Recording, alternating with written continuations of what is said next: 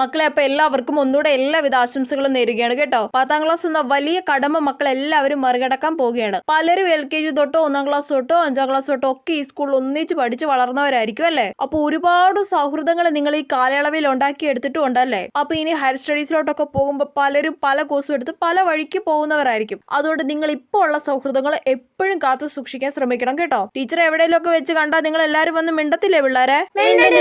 ആ ടീച്ചർ ചിലപ്പോ നിങ്ങളുടെ മുഖമൊക്കെ മറന്നു പോകുമായിരിക്കും. എന്നാലും നിങ്ങൾ ഇങ്ങോട്ട് വന്ന് മിണ്ടണം കേട്ടോ. ഞാൻ പണ്ട് പഠിപ്പിച്ച 2 പിള്ളേരെ ഇന്നലെ വഴിയിൽ വെച്ച് കണ്ടായിരുന്നു. അവരെന്നെ മൈൻഡ് ആക്കിയത് പോലും ഇല്ല. അതേപോലെ നിങ്ങൾ എന്നെ മൈൻഡ് ആക്കാതിരിക്കരുത് കേട്ടോ. ഇല്ല ടീച്ചറെ, ടീച്ചറോട് ഞങ്ങൾ വന്ന് മിണ്ടും. ടീച്ചർ ഞങ്ങളുടെ മൊത്ത ടീച്ചറെ.